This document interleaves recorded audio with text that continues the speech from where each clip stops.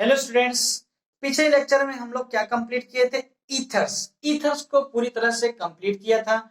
उसी का अगला टॉपिक हमें पढ़ना था क्या? इपॉक्साइड्स। इपॉक्साइड का दूसरा नाम साइक्लिक ईथर्स भी होता है। ठीक, तो आज हम इसी को डिटेल से अब इस लेक्चर में कंटिन्यू करेंगे। ठीक, तो सबसे पहले बताइए इपॉक्साइड क्या होता है। देखिए, जो साइक्लिक ईथर होते हैं, three membered ring of cyclic ether is known as epoxide. यानी कि ऐसे ईथर जो तीन मेंबर्ड साइक्लिक रिंग बनाते हैं उसी को क्या कहते हैं? ईथर। तो चलिए एक एक चीजों को स्टेप बाय स्टेप सीखते चलते हैं, लिखते चाहते हैं, स्टेटमेंट कैसे होते हैं, सारी चीजें हम आपको बताएंगे। तो पहले इसमें लिखिए, थोड़ा सा लिखिए। Three membered cyclic ether known as epoxide. three membered three membered ring या three membered cyclic ether, three membered cyclic ethers, three membered cyclic ethers are called epoxide, are called epoxide। तो एक चीज समझ आ गया होगा इपॉक्साइड कैसे होता है, कि अभी आपको डिटेल से इसके फार्मूला वगैरह रिप्रेजेंटेशन सारी चीजें बताएंगे। तो इपॉक्साइड क्या होता था? थ्री मेंबर साइक्लिक ईथर जो होते हैं उसी को क्या कहते हैं? इपॉक्साइड कहते हैं। ठीक, तो ये इपॉक्साइड की डिफिनीशन वगैरह कैसे हो गया। अब बात आती है इसका जनरल फार्मूला क्या होता है। जैसे ईथर का जनरल फार्मूला हम आपको बताए थे, CnH2n+2O होता है। उसी तरह साइक्लिक ईथर का जो फार्मूला होता है CH2 का होल NO होता है। क्या? CH2 का होल NO। चलिए तो पहले लिख लीजिए, और जहां n की वैल्यू होगी 2 से ज्यादा होगी, यानी कि 2, 3, 4, 100 आन होगी। ठीक, तो सबसे पहले लिखिए general formula of cyclic ether is, इसको लिखिए general formula of cyclic ether is, general formula of cyclic ether is, cyclic ether is CH2 का होल NO, CH2 का होल NO। जहां पे n का वैल्यू क्या हो सकता है? वेयर n इक्वल टू क्या हो सकता है? 2 हो सकते हैं, 3 हो सकते हैं, 4 हो सकते हैं, 5 हो सकते हैं, टाटा स्वान भी हो सकते हैं, लेकिन 2 से कम नहीं होगा। इसका मतलब इपॉक्साइड कोई भी होगा, मिनिमम 2 कार्बन उसमें मस्ट होंगे। ठीक, तो जनरल फार्मूला इपॉक्साइड का क्या होता है? CH2 का whole NO, O for oxygen. ठीक ना। अब बात आती है इसका जनरल रिप्रेजेंटेशन कैसे होता है। ठीक, तो ये भी आप लिखेंगे। देखिए general representation of epoxide is, लिखिए ऐसे, जनरल रिप्रेजेंट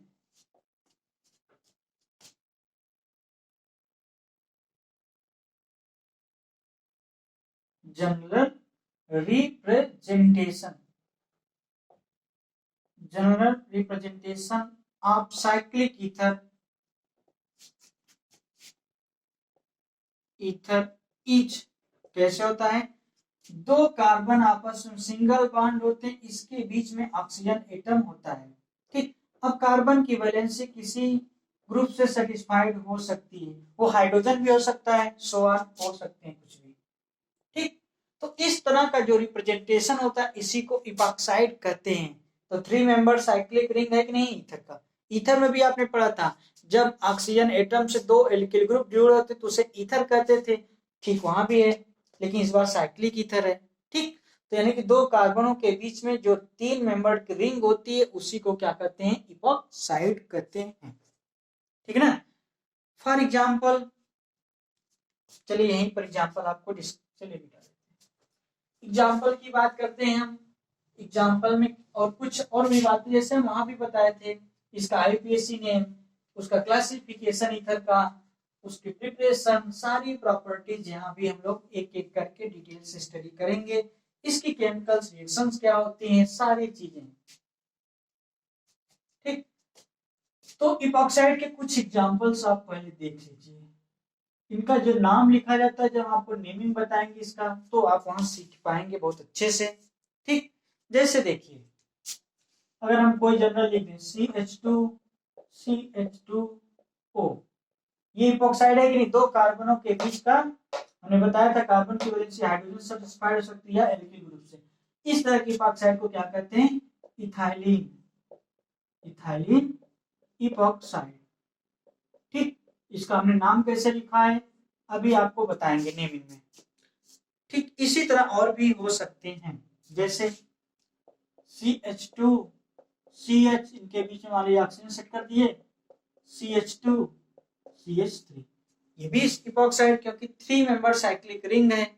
इधर हमने एक हाइड्रोजन सेटिस्फाइड किया कार्बन की वैलेंसी, दूसरा एथिल ग्रुप से, तो इसका नाम क्या है, इसका नाम क्या होगा, 1,2 इपॉक्सी ब्यूटेन। अभी इसका सब सीखेंगे, इसका क्या नाम होगा, 1,2 इपॉक्सी ब्यूटेन। हमने ये नाम कैसे लिख रहे हैं, अभी आपको सारी चीजें हम बताएंगे कैसे लिखा जाता है। एक चीज और जाए, जब 3 कार्बन का कोई साइक्लिक ईथर या इपॉक्साइड होता है, उसका नाम एक और देते हैं ऑक्सीरेन, ऑक्सीरेन। इसका हमने नाम कैसे लिखा है, अभी हम आपको नेमिंग बताएंगे, वहां बहुत अच्छे से समझ पाएंगे। ठीक, तो इस तरह से बहुत से एग्जाम्पल इसके हो सकते हैं। अब हम बात करें क्लासिफिकेशन की, जैसे वहां सिमेट्रिकल और अनसिमेट्रिकल ईथर पढ़े थे, ठीक उसी तरह यहाँ भी सिमेट्रिकल और अनसिमेट्रिकल साइक्लिक ईथर हो सकते हैं।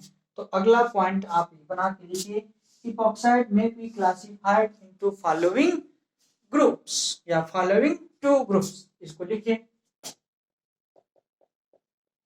epoxide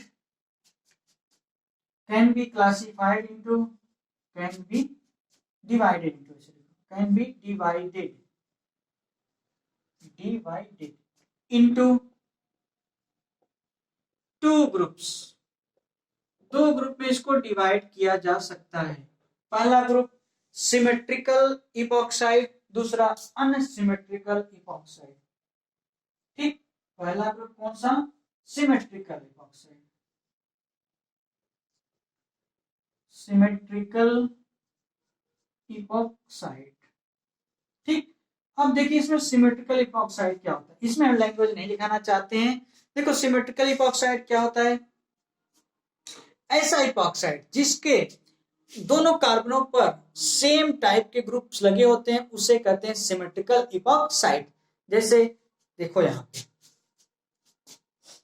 2 कार्बन मतलब जिनके बीच में ऑक्सीजन जुड़ा होगा। ठीक, अगर जैसे हमारे दोनों तरफ अगर हाइड्रोजन लगा दिया, इधर भी इधर भी, तो सिमेट्रिकल है कि नहीं, जो ग्रुप इस साइड कार्बन जुड़ा उधर इधर, तो ये सिमेट्रिकल इपॉक्साइड है। ठीक, उसी तरह और भी बना सकते हैं, जैसे हमने यहाँ लिख दिया CH3 CH3O CH3 CH3 और बीच में ऑक्सीजन लगा दिया, तो ये भी सिमेट्रिकल इपॉक्साइड है कि नहीं, क्यों, क्योंकि दोनों कार्बनों से सेम टाइप, 2 मेथिल इधर लगे 2 मेथिल इधर, तो ये सिमेट्रिकल इपॉक्साइड कहा जाता है। ठीक, इसी तरह होता है अनसिमेट्रिकल इपॉक्साइड, तो चलिए उसको भी देख लेते हैं। अनसिमेट्रिकल इपॉक्साइड क्या होता है, जब इपॉक्साइड के दोनों कार्बनों से 2 डिफरेंट ग्रुप लगे होते हैं, उसी को क्या कहते हैं, अनसिमेट्रिकल इपॉक्साइड। चलिए सेकंड पॉइंट, सेकंड ग्रुप क्या है, unsymmetrical epoxide.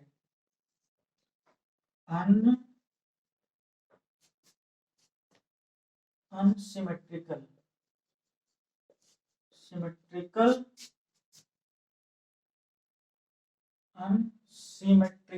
Epoxide. Unsymmetrical epoxide ये क्या होते हैं, फॉर एग्जांपल देख लो, इसका भी हमने क्या बताया कि जब दोनों कार्बनों से अलग अलग ग्रुप लगे हों इपॉक्साइड के, तो उसी को कहते हैं अनसिमेट्रिकल इपॉक्साइड। जैसे यहां, ठीक, इसको क्या कहते हैं, अनसिमेट्रिकल इपॉक्साइड। तो जैसे और भी लिख सकते हैं, कुछ भी लिख सकते हैं इस तरह से बना के, CH3 कार्बन, चलो एक मेथिल लगा देते हैं, एक हाइड्रोजन। तो देखो अलग अलग है कि इधर 2 मेथिल, इधर 1 मेथिल, 1 हाइड्रोजन, तो ये अनसिमेट्रिकल इपॉक्साइड कही जाती है। ठीक, ये बहुत आसान सी चीजें थी, इसलिए इसको टाइम नहीं किल करते हैं। तो चलिए अब अगला टॉपिक लिखते हैं इसका, नेमिंग ऑफ इपॉक्साइड, यानी कि नॉमेनक्लेचर ऑफ इपॉक्साइड। ये थोड़ा इंपॉर्टेंट है, इससे आप सीख पाएंगे कि कॉमन नेम इसका कैसे लिखते हैं, इसका आईपीएसी नेम लिखते हैं, कोई इपॉक्साइड दे दिया जाएगा उसका नेमिंग कैसे करेंगे, यहाँ इस टॉपिक में बहुत अच्छे से समझ पाएंगे। तो चलिए सीखते हैं अब।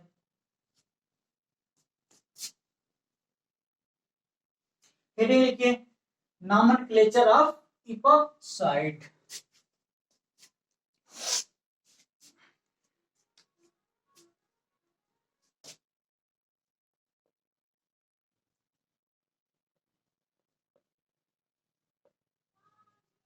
नॉमेनक्लेचर ऑफ इपॉक्साइड, इपॉक्साइड का नेमिंग कैसे करते हैं। ठीक, अब बात आती है नेमिंग। आप जानते हैं नेमिंग दो तरह से होती है, एक कॉमन नेम, एक दूसरा आईयूपीएसी नेमिंग। तो इसी तरह इपॉक्साइडों का कॉमन नेम कुछ और होता है और आईयूपीएसी नेम कुछ और होते हैं। तो ठीक, पहले लिखिए, तो किसी भी कंपाउंड के नेमिंग के दो सिस्टम होते हैं, इस तरह इपॉक्साइड के भी दो सिस्टम है। तो लिखिए, there are two system for naming of epoxide. इसको लिखिए, there are two system for naming of epoxide. देखिए, there are two system for naming of epoxide. There are two system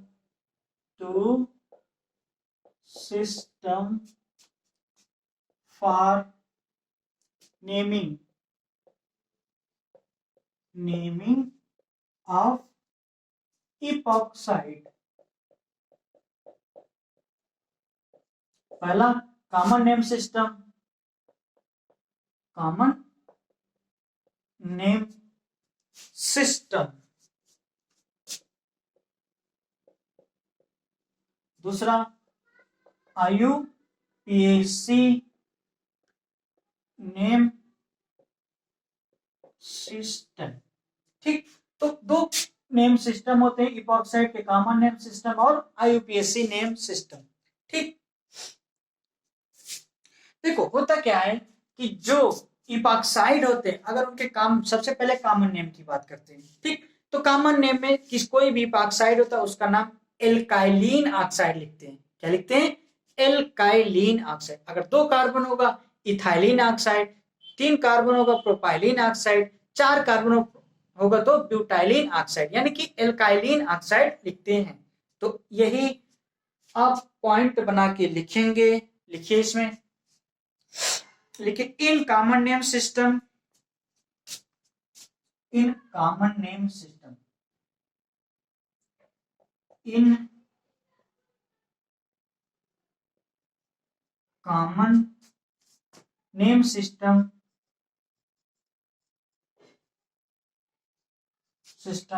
epoxides are named as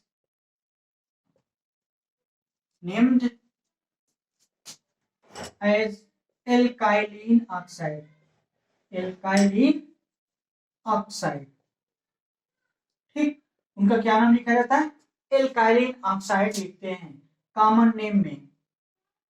ठीक, अब चलिए हम IUPAC की बात करते हैं। आईयूपीएसी में इपॉक्साइड का नाम लिखने के 3 तरीके होते हैं। एक होता है एल्कीन ऑक्साइड, ठीक, एक होता है इपॉक्साइड ऑक्साइड, एक होता है इपॉक्सी एल्केन, और तीसरा क्या होता है? ऑक्जीरेन। बात समझ में आया कि नहीं? आईयूपीएसी में 3 तरह से नाम लिखते हैं, पहले लिख लीजिए, अभी कंपाउंड नाम बताएंगे, उसका नाम भी बताएंगे, बहुत अच्छे से समझ जाएंगे। अगला पॉइंट बना के लिखिए, इन आईयूपीएसी नाम system, in IUPAC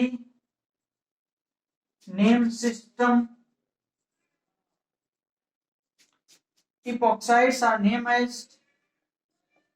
epoxides are named as named H. Alkene oxide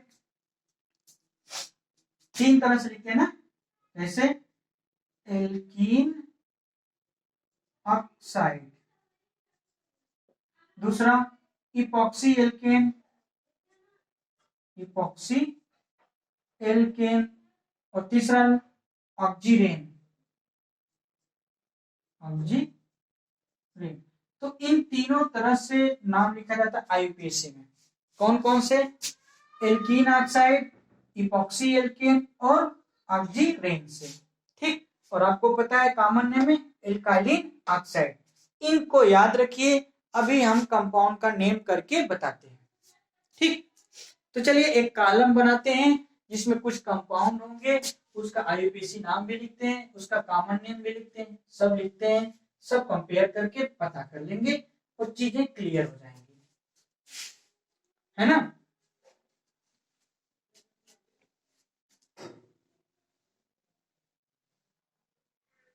ठीक, चलिए कुछ कॉलम बनाते हैं। पेज के आप 3 हिस्से करेंगे। एक लिखेंगे इपॉक्साइड्स, इपॉक्साइड मतलब जो कंपाउंड होंगे, इपॉक्साइड। दूसरा लिखेंगे कॉमन नेम, कॉमन नेम। और तीसरा करेंगे आईयूपीएसी नेम, आईयूपीएसी नेम। ठीक, epoxide, common name, IUPAC name, और ये तीनों कंपाउंड पढ़ने हैं हमें। चलिए देखते हैं। जैसे हमने बताया था कि CH2 सबसे सिंपल इपॉक्साइड यही होता है। ठीक, तो हम बताए थे जब इसका कॉमन नेम में नेमिंग करते हैं किसी भी इपॉक्साइड तो क्या लिखते हैं? एल्काइलिन ऑक्साइड। क्या लिखते थे? एल्काइलिन ऑक्साइड। तो 2 कार्बन है, 2 कार्बन के लिए क्या लिखेंगे? Ethylene oxide. इसका क्या नाम होगा? Ethylene oxide.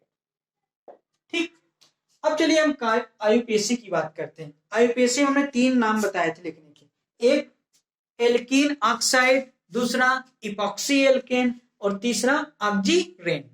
ठीक, तो 2 कार्बन है, 2 कार्बन के लिए एल्कीन ऑक्साइड क्या होगा? इथीन ऑक्साइड या ethylene oxide. Ethylene oxide common name हो गया, एल्कीन ऑक्साइड मतलब इथीन ऑक्साइड। क्या नाम होगा इसका? Ethene oxide. ठीक, दूसरा क्या बताए थे लिखने का? Epoxy alkane. इपॉक्सी लिखते हैं इसलिए इपॉक्साइड है, एल्केन 2 कार्बन की है तो क्या लिखें? Epoxy ethane, epoxy ethane. ठीक, और थर्ड नाम लिखे हम बताए थे ऑक्जीरेन। जब 2 कार्बन की इपॉक्साइड होता है तो उसी का एक नाम दिया जाता है ऑक्जीरेन। ये भी जानते रहिए, ऑक्जीरेन। कोई भी तीनों में से नाम आ सकता है। ठीक, चलिए इसी तरह दूसरा कोई कंपाउंड देखते हैं, उसका क्या नाम होगा। जैसे हमने इस बार ले लिया CH2, CH3। इन दोनों कार्बनों के बीच में ऑक्सीजन से करते हैं। तो देखो अब यहां पर बात आती है नाम क्या रखा जाएगा। अब यहां देखो 3 कार्बन की एल्केन, 3 कार्बन के रूट वर्ड 1 2 3, और कॉमन नेम में एल्काइलिन ऑक्साइड लिखते थे। तो 3 कार्बन है तो क्या लिखेंगे? Propylene oxide, propylene oxide. ठीक, प्रोपाइलिन ऑक्साइड। अब देखिए आईयूपीएसी में 3 तरह से लिखते थे, कैसे? एल्कीन ऑक्साइड, एल्कीन 3 कार्बन की है यहां पे, एल्कीन ऑक्साइड तो क्या लिखेंगे? Propene oxide, propene oxide. ठीक, अब इसको क्या लिख सकते हैं? इपॉक्सी एल्केन, दूसरा नाम epoxy alkane, epoxy propane. 3 carbon है, इसको क्या लिखेंगे? Epoxy propane. ठीक, अब इतने को हमने क्या कहा था? ऑक्जीरेन। तो यहां पर मेथिल लगा है तो इसका क्या नाम होगा? Methyl oxirane. इसको क्या कहेंगे? Methyl oxirane. और नंबरिंग की बात करें, नंबर 1 2, ठीक, क्या कहेंगे? 2 मेथिल ऑक्सीरेन, ये भी कह सकते हैं ना, इसी को कह सकते हैं मेथिल ऑक्सीरेन, मेथिल ऑक्सीरेन, ठीक। इसको क्या कहते हैं? मेथिल ऑक्सीरेन या 2 मेथिल ऑक्सीरेन, जो भी कर सकते हैं। चलिए कुछ अगला एग्जांपल पढ़ते हैं। जैसे अगर मान लीजिए इस बार ये कोई कंपाउंड लिया गया, CH2 CH, इसके बीच में ऑक्सीजन है CH2 CH3, तो नंबरिंग क्या करें? 1 2 3 4। अब देखिए 4 कार्बन हैं, ठीक, तो 4 कार्बन के रूट वर्ड है, इसको क्या नाम लिया जा सकता है? एल्काइलिन, कॉमन नेम में एल्काइलिन ऑक्साइड। तो एल्काइलिन ऑक्साइड, तो इसका नाम होगा ब्यूटाइलिन ऑक्साइड। अब बात आती है ऑक्सीजन, हो सकता है इसके बीच में लगा, हो सकता है इसके बीच में, हो सकता है इसके बीच में। तो पोजीशन को लोकेट करने के लिए 1 2, पहले दूसरे पोजीशन पे कि नहीं, तो क्या लिखेंगे? 1 2 ब्यूटाइलिन ऑक्साइड। क्या नाम होगा इसका कॉमन नेम में? 1 2 ब्यूटाइलिन, नीचे लिखो, ये इसका है ना, 1 2 ब्यूटाइलिन ऑक्साइड, ठीक। अब इसकी हम बात करते हैं, इसको भी 3 तरह से लिख सकते हैं कि नहीं? 3 नाम से, एक एल्कीन ऑक्साइड, दूसरा इपॉक्सी एल्केन, और तीसरा ऑक्सीरेन। ये आईयूपीएसी नाम होगा। तो एल्कीन ऑक्साइड की अगर हम बात करें, एल्कीन ऑक्साइड में क्या होगा? तो पहले और दूसरे पोजीशन पे जुड़े हैं क्या? ऑक्सीजन लगा है, इपॉक्सी ग्रुप लगा है, ठीक। इसका क्या नाम होगा? 1 2 ब्यूटीन ऑक्साइड, 1 2 ब्यूटीन ऑक्साइड, ये हो गया ना एल्कीन ऑक्साइड। फिर इपॉक्सी एल्केन जोड़ते हैं। अब इपॉक्सी किस ग्रुप पे लगा, किस पोजीशन पे लगा है? पहले दूसरे पोजीशन पे, ठीक, इपॉक्सी एल्केन। तो क्या लिखे हैं? 1 2 इपॉक्सी ब्यूटेन, 1 2 इपॉक्सी ब्यूटेन, ठीक। अब बता दीजिए इतने को हम क्या कहे थे? ऑक्सीजन, 3 मेंबर साइक्लिक रिंग को, और इधर क्या लगा है? एथिल लगा है। तो क्या लिख सकते हैं? 2 एथिल ऑक्सीजन। अब देखो दूसरे पोजीशन पे एथिल लगा है ना, इसको क्या लिख सकते हैं? 2 एथिल ऑक्सीजन भी कह सकते हैं ना। 2, अरे इस तरह से देखो यार, 1 2, सेकंड पोजीशन पे एथिल ग्रुप लगा, इतने को ऑक्सीजन कहे, तो इसका क्या नाम होगा? 2 एथिल ऑक्सीजन, ठीक। चलिए एक कोई और कंपाउंड थोड़ा सा कॉम्प्लिकेट कर देते हैं इसको, जैसे इस तरह से CH3 लगाओ, CHO, इधर CHO, चलिए ये भी इपॉक्साइड है कि नहीं? 3 मेंबर साइक्लिक रिंग है कि नहीं, ठीक। तो चलिए कॉमन नेम में लिखते हैं। कॉमन नेम के लिए हम बताए थे, क्या लिखते थे? एल्काइलिन ऑक्साइड। तो 4 कार्बन है, और अब देखो यहाँ इपॉक्सी ग्रुप किस पोजीशन पे लगा है? 1 2 3 4, तो दूसरे तीसरे पोजीशन पे लगा है ना, तो इसका क्या नाम होगा? 2 3 ब्यूटाइलिन ऑक्साइड। क्या नाम होगा? 2 3 ब्यूटाइलिन ऑक्साइड, ये इसका कॉमन नेम होगा। अब हम आईयूपीएसी नाम की बात करें, तो 3 तरह से आईयूपीएसी नाम लिखते हैं। कैसे? एल्कीन ऑक्साइड, इपॉक्सी एल्केन, और ऑक्सीरेन। चलिए देखते हैं, पहले एल्कीन ऑक्साइड लिखते हैं। अब एल्कीन ऑक्साइड में किस पोजीशन पे जुड़े हैं इपॉक्सी ग्रुप? दूसरे और तीसरे ना, तो क्या लिख सकते हैं? 2 3 ब्यूटीन ऑक्साइड, 2 3 ब्यूटीन ऑक्साइड, ठीक। ये तो हो गया एल्कीन ऑक्साइड का। अब लिख सकते हैं क्या? Epoxy alkane. अब इपॉक्सी किस ग्रुप लगे, किस पोजीशन पे? दूसरे और तीसरे, तो क्या लिख सकते हैं? 2 3 इपॉक्सी ब्यूटेन, 2 3 इपॉक्सी ब्यूटेन, ठीक, 2,3 इपॉक्सी ब्यूटेन, यहाँ वाली लगता है ना, 2,3 इपॉक्सी ब्यूटेन। और तीसरा नाम कैसे लिखते हैं, ऑक्सीरेन करके। अब ऑक्सीरेन अगर लिखेंगे तो इतने को तो ऑक्सीरेन लिख देंगे, इतने ग्रुप को। अब दो मेथिल लगे दो, ठीक, दूसरे और तीसरे पोजीशन पे, तो क्या लिखेंगे, 2,3 die methyl oxirane, 2,3 die methyl oxirane, ठीक। तो हमने क्या सीखा, साइक्लिक ईथर या इपॉक्साइड होते क्या हैं, उसका naming, common name, IUPAC name, कुछ कैसे करते हैं, ये सारी चीजें हम आपको यहाँ डिस्कस किए हैं। उम्मीद करते हैं ये चीजें समझ आई होंगी। अगर किसी को कहीं डाउट होता है तो हमसे जरूर कांटेक्ट कर सकता है, विदाउट हेजिटेशन, किसी भी हेजिटेशन के बिना।